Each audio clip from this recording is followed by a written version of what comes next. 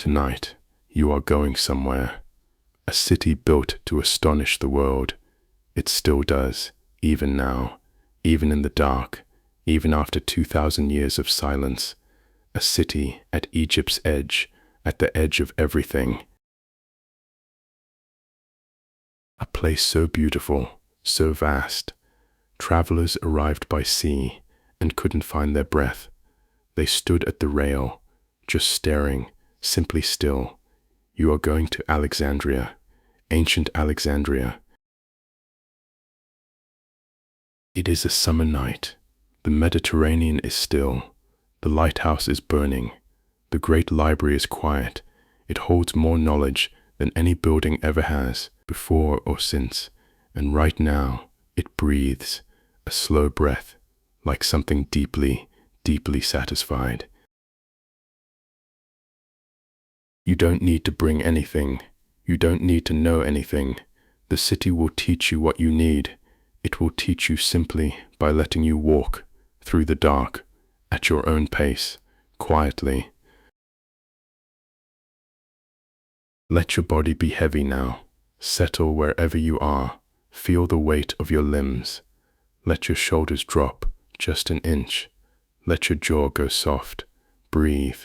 In slowly, out slowly. The harbor is already ahead of you. The lighthouse is already burning against the night. Come and look. You come to Alexandria the way most people came, by sea. The ship has been on the water for 3 days. Land is nowhere in sight. Nothing surrounds you but the Mediterranean. Nothing but the sky. Nothing but long, slow swells. The open sea in summer, rolling under the hull, deep and regular. By the 3rd day, you stop noticing them. They're like your own heartbeat now. Simply the rhythm of the world. The slow rise and fall of something far larger than one human life. The other passengers have settled into a particular peace. Long sea voyages produce this. A slowing of expectations, a loosening of urgency, an acceptance that arrival will come when it comes. And then, as the sun goes down on the 3rd day, the sky turns dark rose, the particular color the Mediterranean turns in summer. Someone at the bow calls out, not loudly, not with the excitement of day one, with quiet satisfaction, confirmation. You look where they're looking, the Pharos. It appears first as a point of brightness, low on the horizon, to the south, easy to mistake for a star. That moment between seeing it and understanding what it is, a single steady point of light, white and gold, alone in the dark, burning with a constancy no star ever achieves. And then recognition arrives. You understand, that is fire, a fire burning at the top of a tower so tall, its light carries 30 miles, on a clear night. This is a clear night. You're looking at the Pharos, the lighthouse of Alexandria, one of the 7 wonders of the ancient world. It is doing, tonight, what it has done every night for 200 years, standing at the edge of the Egyptian coast, saying, here is the harbor, here is the city, come.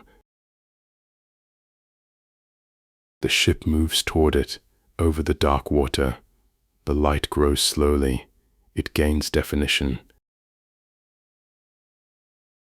As the stars come out above you, the night thickens. The Pharos begins to resolve, a point of light, becoming a shape, a tower in 3 stages. The lowest is square and broad. The middle is 8-sided, tapering. The highest is cylindrical and crowned with fire.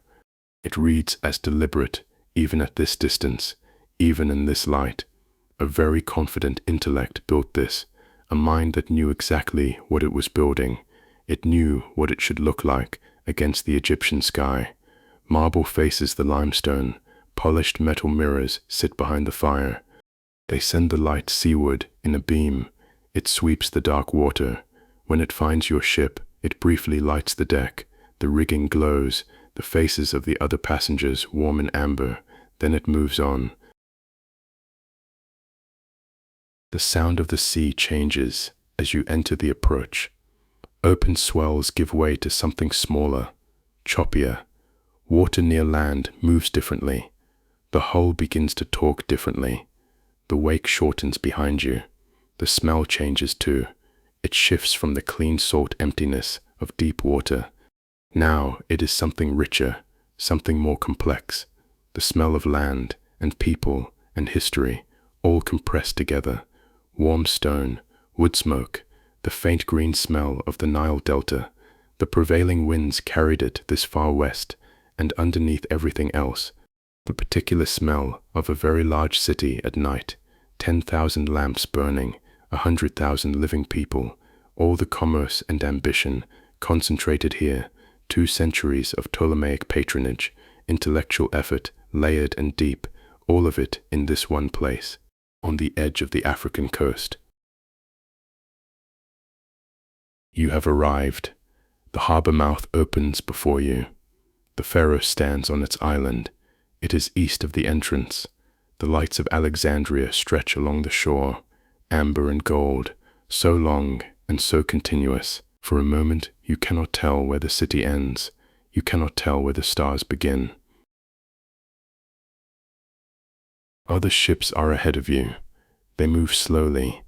The harbor pilot boats enforce this quiet procession at night, a line of dark hulls between you and the city. Each one carries its own cargo, its own passengers, its own stories, all of them arriving together at this harbor. This harbor has been receiving arrivals for 200 years. It will receive them for many centuries more, patient and enormous, entirely ready. The harbor receives you, the way great harbors always do, at night. It displays its grandeur without effort. It simply is what it is, and that is enough. The great harbor of Alexandria is enormous. The far shore appears distant, soft. The royal palace complex runs down to its private quays there. Long dark shapes emerge, lit by sentry fires and night watch lamps, close enough to see clearly, far enough to belong to another world, the world of the palace, separate from this place, separate from the commercial harbor where your ship makes for its berth. Between you and that far shore, the dark water moves quietly. Sheltered water at night moves this way, ripples rather than waves. The surface catches the Pharos fire.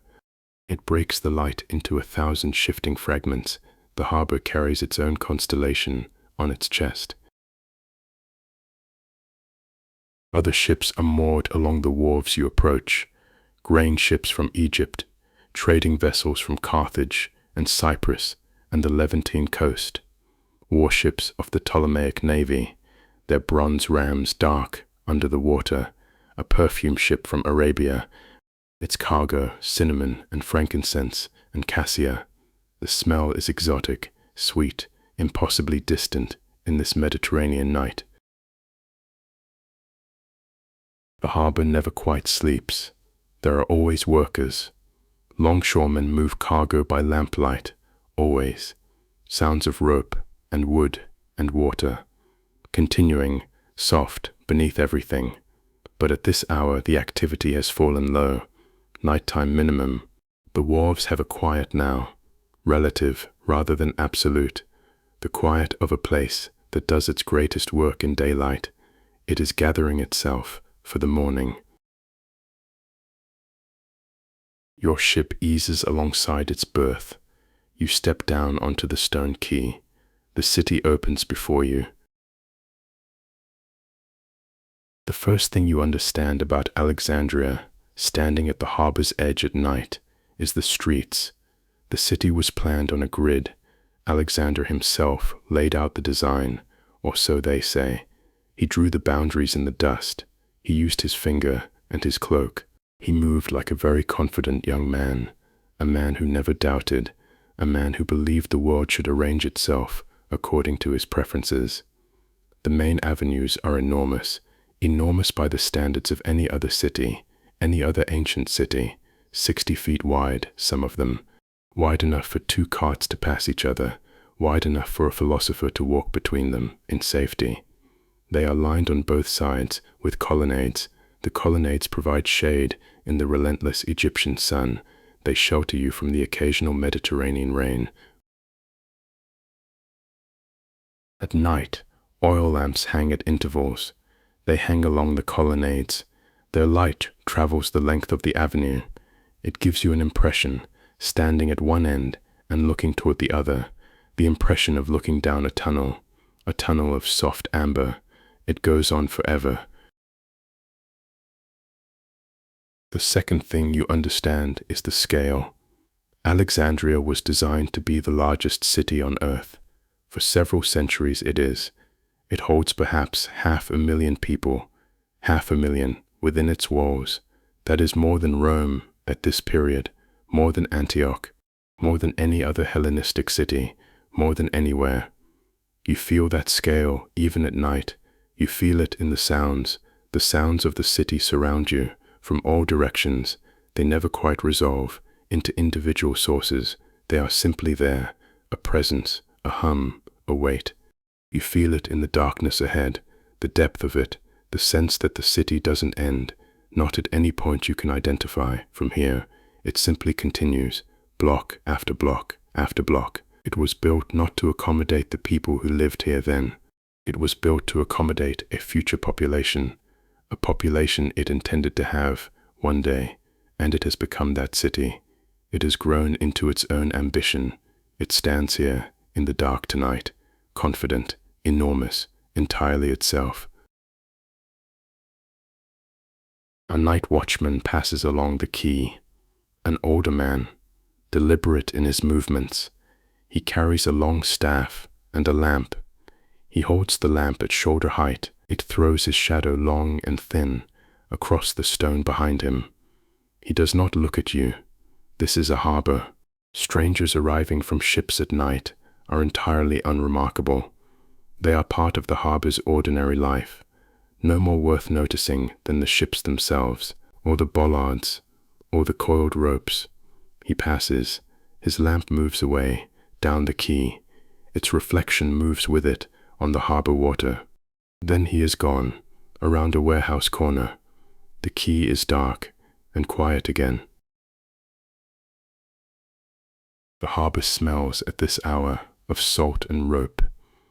It smells of the tar that caulks the hulls of moored ships, a sharp, dark smell.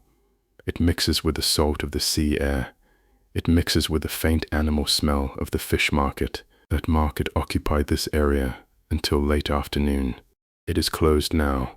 The stalls are cleaned, the awnings rolled away, but the smell remains in the worn stone of the quay. Years of commerce have absorbed it. It is not an unpleasant smell.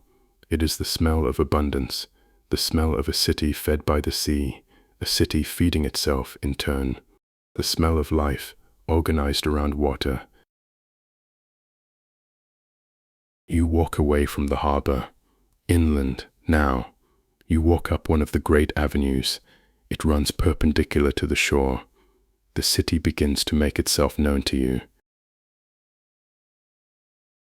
The Canopic Way is the spine of Alexandria. It is the east-west boulevard, the one that cuts the city in half. From the Gate of the Sun to the Gate of the Moon, 4 miles of columned avenue, straight and broad, lined with the most important buildings in the city. Walking it at any hour feels like walking through an argument about the proper scale of human ambition, made entirely by buildings and entirely won. At this hour, the way is quiet. Great avenues are quiet at night, quiet in a particular way. The colonnades throw deep shadows. The oil lamps make pools of warm light. Between them, long stretches of darkness. The few people still abroad move through these alternating regions. They move with an unhurried ease, the ease of people who live their lives near grandeur. They've learned not to be constantly astonished by it. A pair of soldiers makes their slow rounds, far away, at the end of the avenue. Their spearheads catch the lamplight once, briefly. Then the darkness takes them again, A scholar walks with his head down. One arm is tucked behind his back. His lips move slightly. He is composing something, or remembering, or arguing with something he read that afternoon in the library. He is too absorbed. He pays no attention to the avenue. He doesn't notice the extraordinary city arranged around him. You walk slowly. You let the Canopic Way give itself to you, piece by piece. The colonnade overhead is made of marble columns, Corinthian capitals, elaborate and leafy.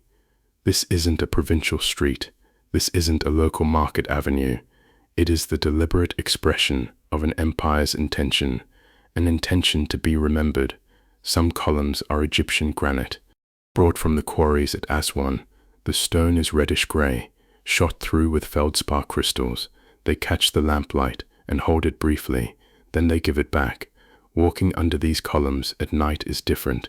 You move through warmth and coolness, light, then shadow, then light again. The pools between the lamps are briefly dim, then the next lamp finds you. It illuminates your path once more. The rhythm is meditative. Light, shadow, light, shadow. The colonnade conducts you forward, the way slow music conducts a listener. Far to your left, the facades rise above the colonnade. Temples, government buildings, rising slowly as you walk. They have the Egyptian proportions, the massive pylons, the slightly battered profile. The Ptolemies took these from their Egyptian subjects, but they are dressed in Greek marble, inscribed in hieroglyphics, and in Greek. They are hybrid creations. This city made hybridity into an aesthetic. It made it into something more, an ideology. A temple to Serapis is visible now. It sits between two enormous columns. Its doorway is flanked by sphinxes, neither purely Greek nor purely Egyptian. They have the bodies of lions.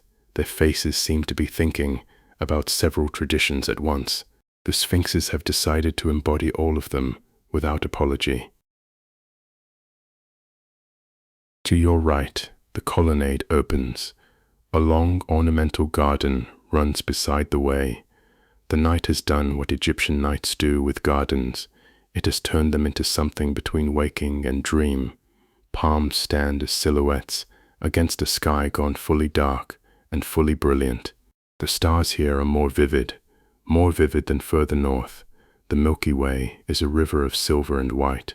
It runs from horizon to horizon, without interruption. The smell of the garden finds you now. It comes through the colonnade to meet you. Night-blooming jasmine from some plant trained up a column. Somewhere close, beneath it, the green smell of irrigated earth, the smell of a dry country, the smell of the Nile, brought here through channels and ditches, making this impossible lushness possible. You breathe it in, the jasmine, the dark, the stars above. You are still here and drifting. The fountain at the center of the great intersection has been running all day. It is still running now, a broad circular basin. Water falls from a central column into a pool below.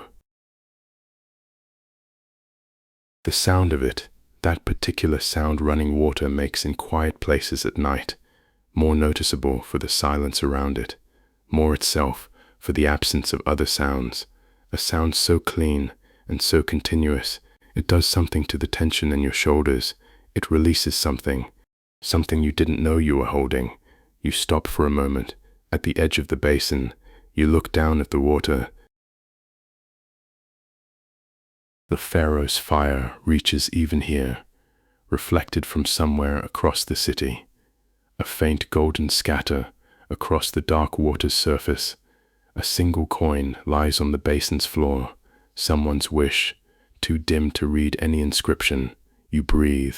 The water runs. Somewhere in the city, a dog barks once. It is answered by another dog, far away. Then the city is quiet again, the quiet of 10,000 people asleep, or almost asleep, or lying in the dark, with that particular quality of attention that night produces, open to whatever thoughts the darkness brings. You breathe, the water runs. The Library of Alexandria is not one building. Most people do not know this. They imagine a single room, perhaps, a hall, something on a human scale, a very large version of something familiar. But the Mouseion, the institution of which the library is the greatest part, is a complex of buildings, a small city within the city. It spreads across the northeastern corner of Alexandria, a precinct dedicated to the Muses and to the human project of knowing everything. There are gardens between the buildings, walking paths, covered walkways, where philosophers pace while they think. Thinking seems to go better when the body is moving, or so they have always claimed. This place was built to honor that. There is a dining hall here. The scholars who live and work here eat their meals together. They argue across the table about mathematics and botany and Homer. There are dissection rooms, astronomical observatories, a zoological garden where animals from every part of the known world have been brought for study. At this hour, the sounds of those animals drift through the quiet, a low grunt from one direction, the slow shuffle of something large and unhurried from another. These sounds add a particular quality to the nighttime precinct, a reminder. The world is larger and stranger and more various than any single mind can hold. The gardens here, at night, are unlike any you have walked through, not because of what they grow, though they do grow extraordinary things, plants from Persia, from India, from the deep interior of Africa, species collected by the same agents who collected the scrolls. The two kinds of gathering, they happened at the same time. The knowledge that lives in plants, the knowledge that lives in texts, both understood here as part of the same project, comprehending the world, all of it.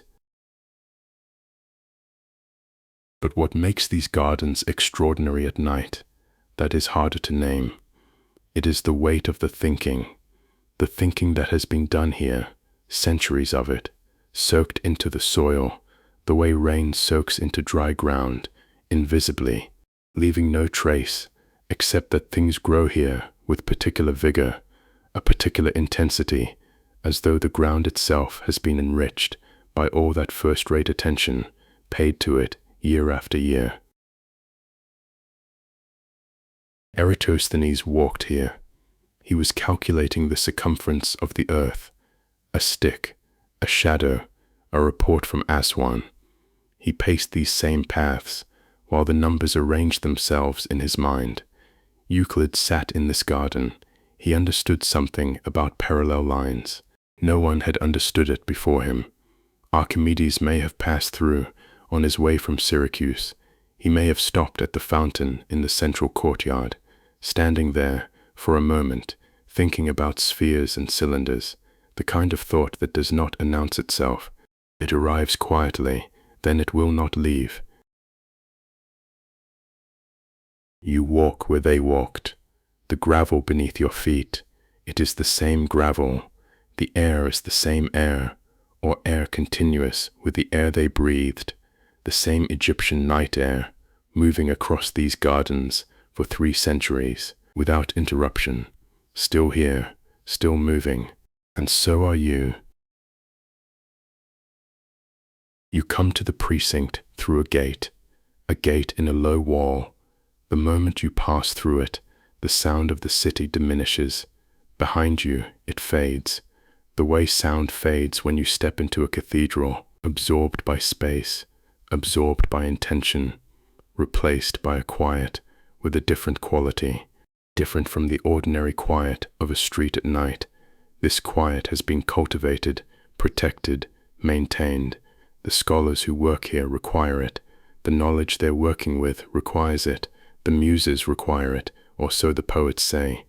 Whatever you believe about the Muses, the poets are not wrong about the quiet. The walking paths are paved in white stone. They glow faintly in the starlight. You follow one of them. Between the dark facades of the buildings, past a courtyard, a single lamp still burning in an upper window, a scholar at work, or unable to sleep, or perhaps simply unwilling to stop the thing they were reading when the hour grew late, because it is one of those things you cannot stop once you've started. The lamp's light makes a soft rectangle on the courtyard below. Then it is absorbed by the darkness. You do not know what they're reading.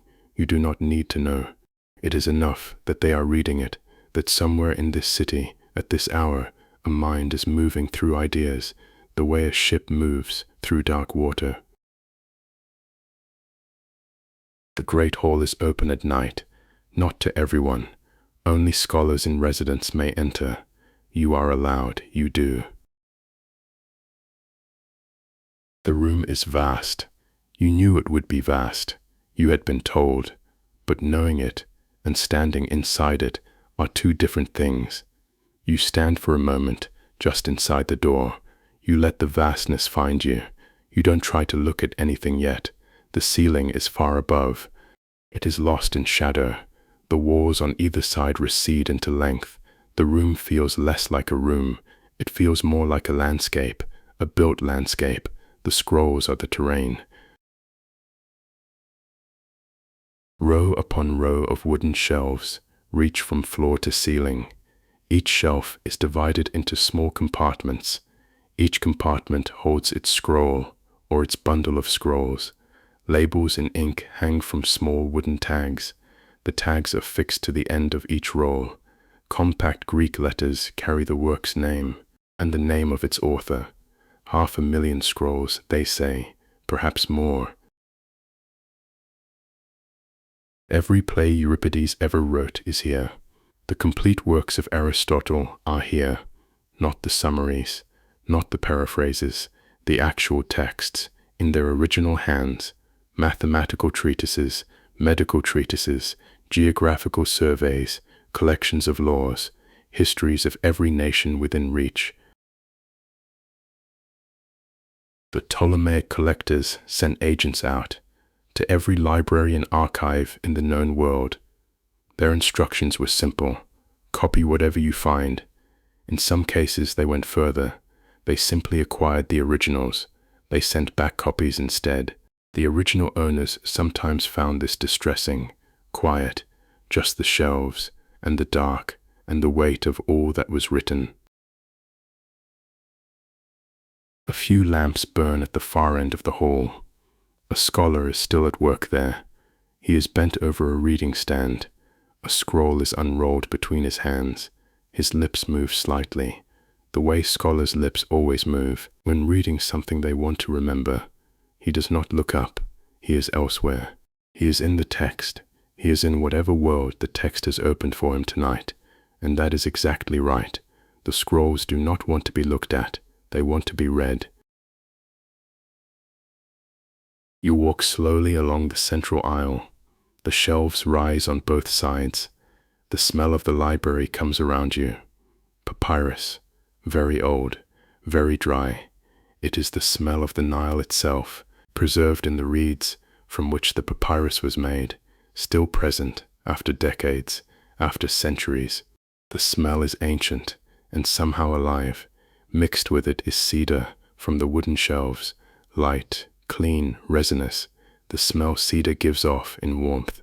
Beneath everything, a faint smell of lamp oil, the smell of light. These smells combine. They become something else.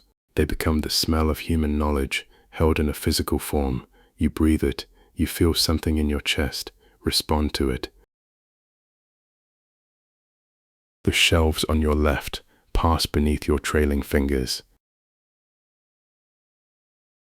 The wood is smooth with handling, smooth with decades of scholars reaching past it, retrieving scrolls or returning them. The grain wore down to softness. It is almost like skin. You let your fingers move along the wood. The sound is almost nothing, a whisper, barely audible, above the quiet breathing of the room. But you can feel it in your fingertips. You reach the far end and turn. You look back the length of the hall. The lamps make golden circles on the floor, on the lower shelves. Then they give way to shadow. The upper reaches of the hall are invisible, dark, unoccupied, only scrolls and silence. There is an extraordinary fact here. All that accumulated knowledge, it sits quietly in the dark. It is waiting for morning. It is waiting for the next scholar. It is waiting for whatever question the world will bring. The scholar at the far end has not looked up. He has a focused stillness, the stillness of someone who has learned to protect his concentration. He does not use hostility. He simply places himself completely inside the text. Nothing outside it can reach him. This is a discipline the scholars here developed. They live in close proximity to one another. The dining hall arguments carry through thin walls. The voices of students rise and fall in the gardens. Sometimes they laugh in ways that scatter attention, but he has learned it clearly. You can see it in his stillness. His body is organized around the scroll in front of him. His focus is so complete. His presence in the room feels almost sculptural, fixed. He is with the text. He has gone there. He is happy there. He will come back to the world when the text releases him, not before. You breathe. The hall is still. The hall has always been still at this hour. The scrolls on their shelves are still. The lamps burn without flickering. The quiet here is airless and soft. Everything is waiting, quietly waiting, with the patience of things not in a hurry. They have learned that knowledge does not go anywhere. The ideas on these scrolls were true yesterday. They will be true tomorrow. They are true now, in the dark of the hall, whether anyone reads them or not. There is a God in Alexandria. He belongs to no one world, and to everyone at once. His name is Serapis. He was invented, or discovered, or willed into being, depending on how you hold the question. Ptolemy I created him. He understood something important. A city built by Greeks on Egyptian soil needed a deity. This god could stand in both traditions.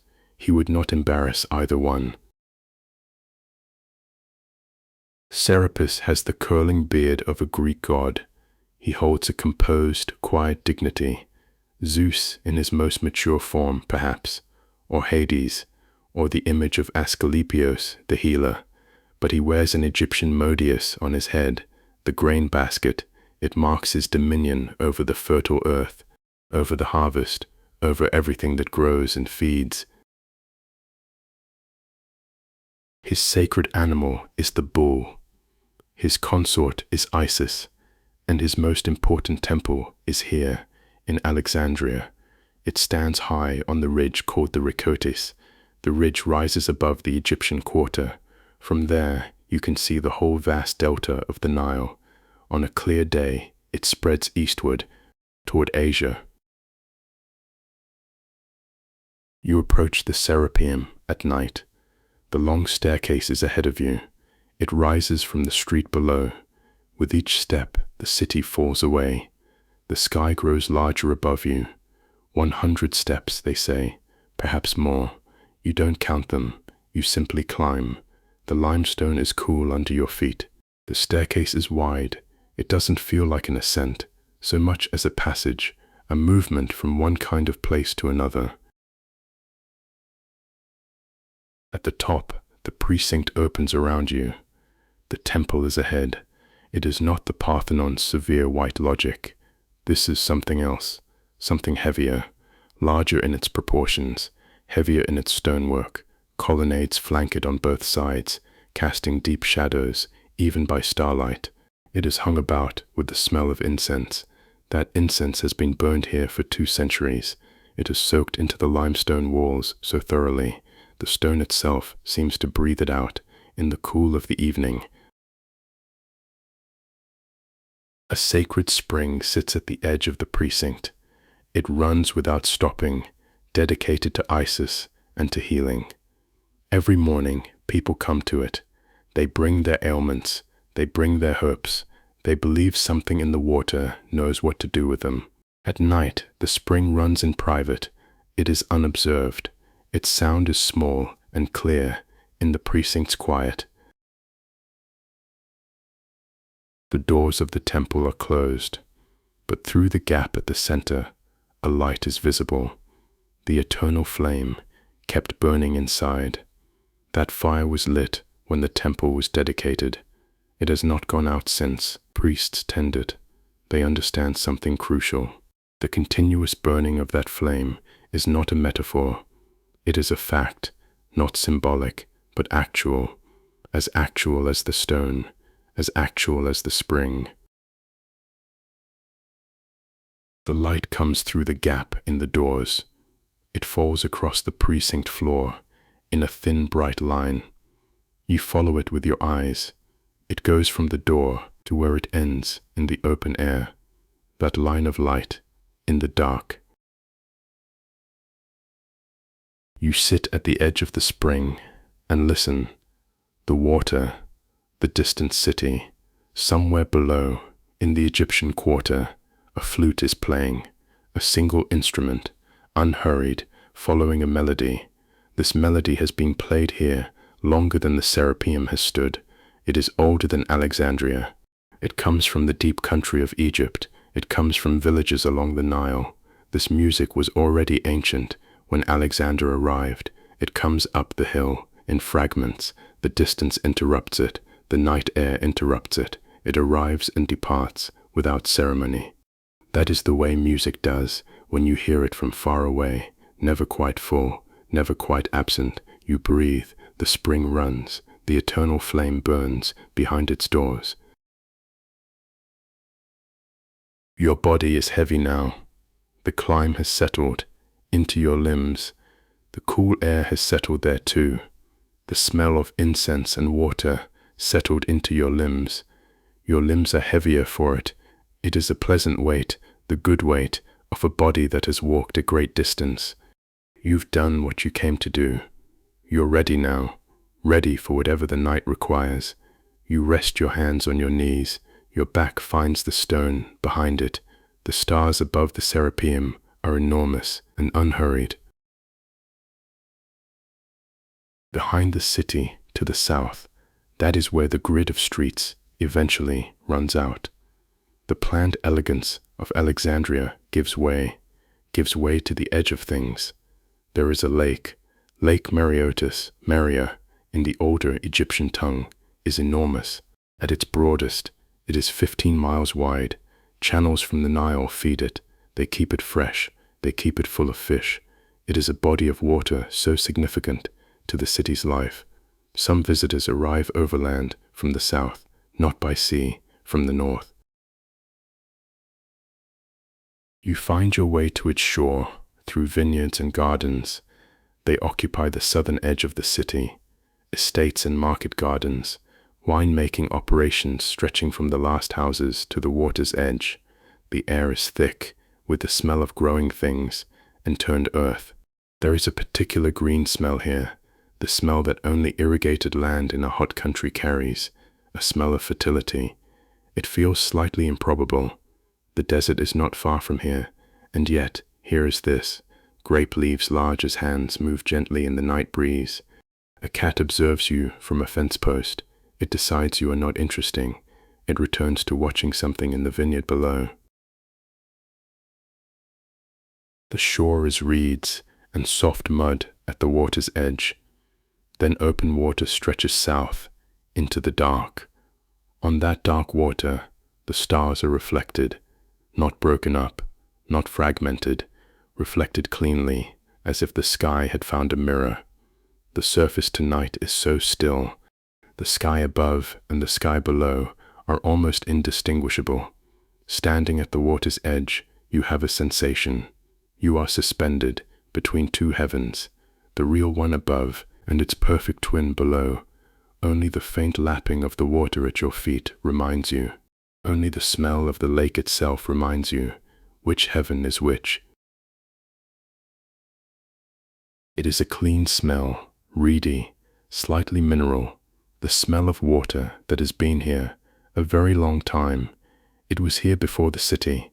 It was here when Egypt was Egypt, When Alexandria was nothing but a fishing village, these sensations locate you gently in the physical world. They remind you which heaven is which. You breathe, the dark holds you gently. Somewhere on the far shore, a lamp is burning, too distant to identify, just a point of light, a fisherman, perhaps, setting his nets for the morning.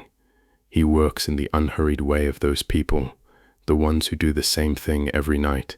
They stopped measuring the task long ago. The lamp moves slightly. He is walking the shore. Its reflection moves with it, across the water, a double point of amber in all that dark. You stand at the edge of the lake. You let the quiet come all the way in.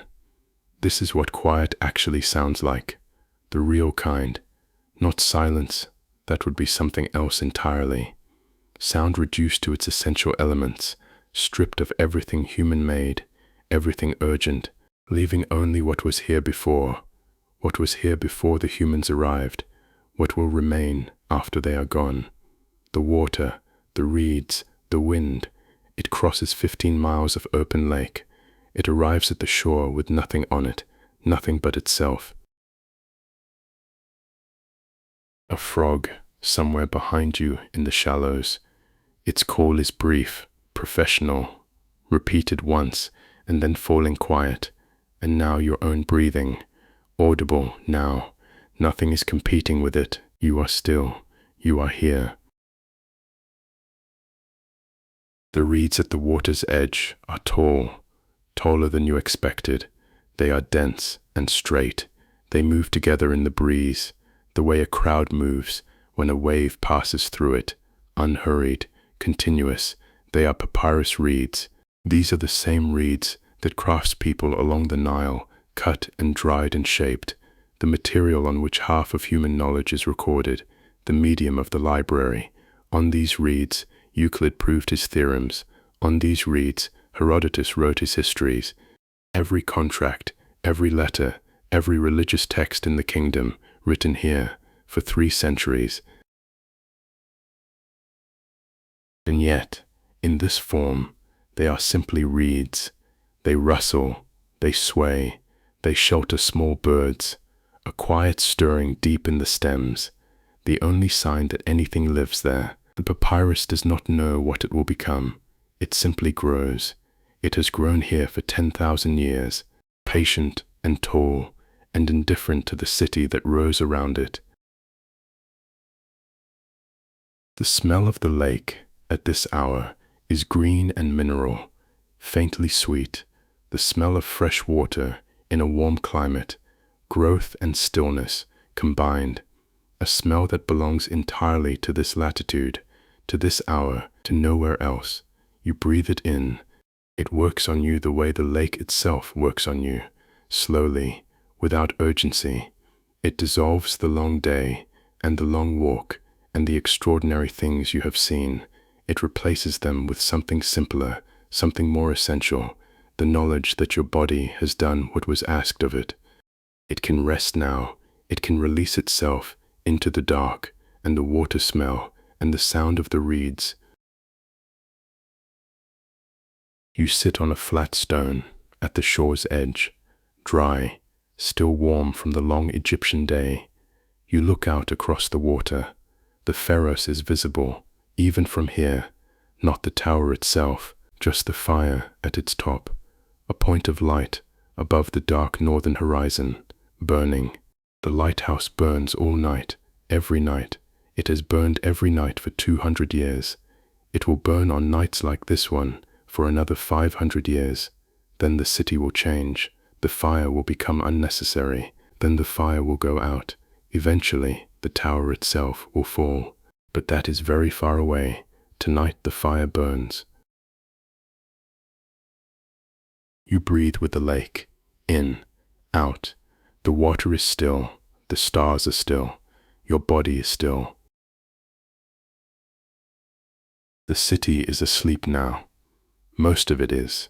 The scholars still work in their lamp-lit rooms in the Mouseion. Even they are fewer than an hour ago.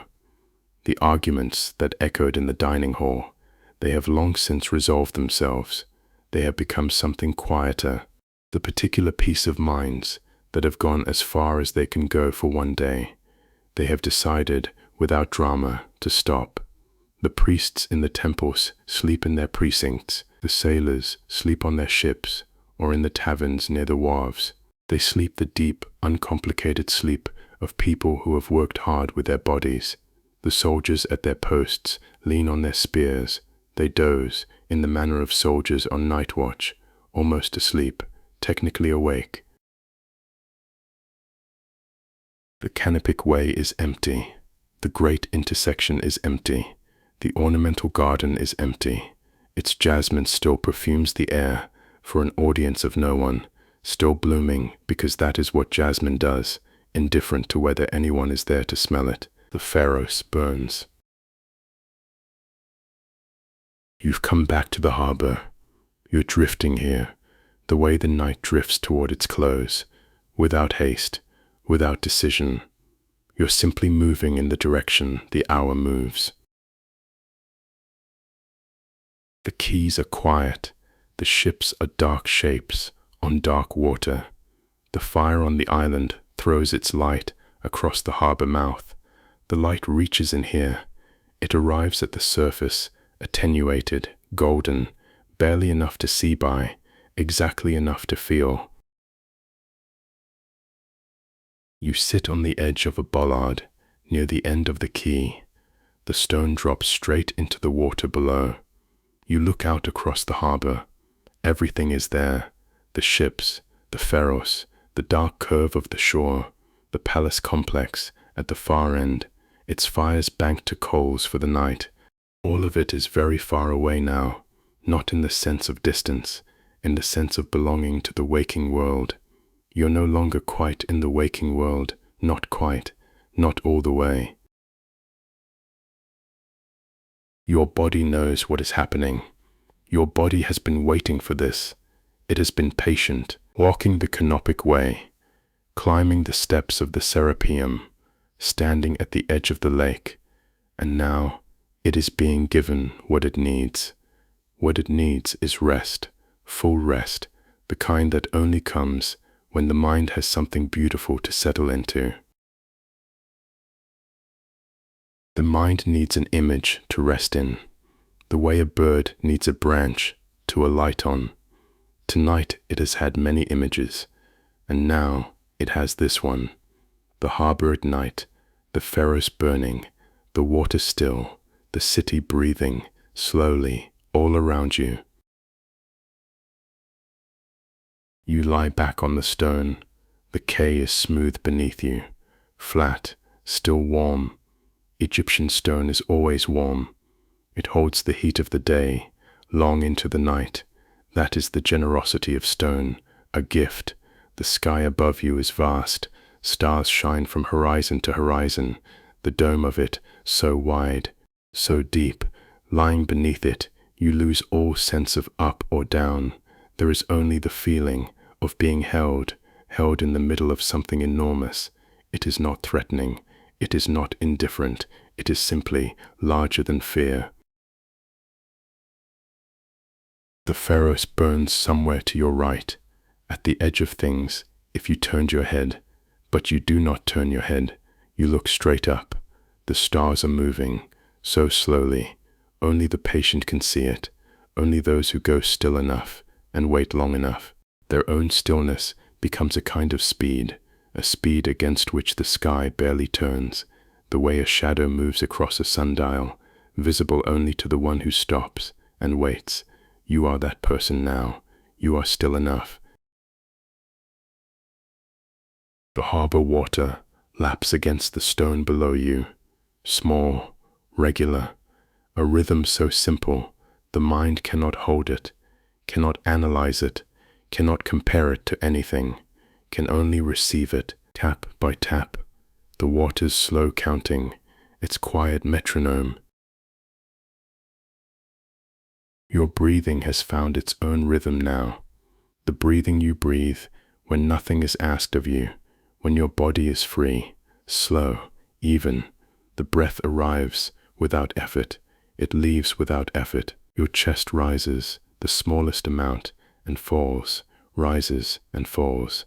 The way the harbor water rises and falls against the stone below. The same rhythm, the same unhurried patience. Alexandria is around you. The library is holding its scrolls. The Serapeum is holding its flame. The lake is holding its stars. The ships in the harbor are holding their cargoes. Grain, cedar, wine, spice. The city is holding 2,000 years of the future. The way all cities hold the future without knowing it, without trying, simply being here, fully here, on this particular night, breathing. You are part of the city now, or the city is part of you. There is no longer a clear border, no edge where Alexandria ends and you begin. The stone beneath you is the city's stone. The air you breathe is the city's air. The sound of the water is the city's voice, speaking in the oldest language it knows, older than the Greeks, older than the monuments, the language of water against stone, which needs no translation, which says only this: rest here, rest, rest. There is nothing that needs doing. There is nowhere to be but here. The lighthouse is burning. The stars are moving. The water is speaking. Sleep,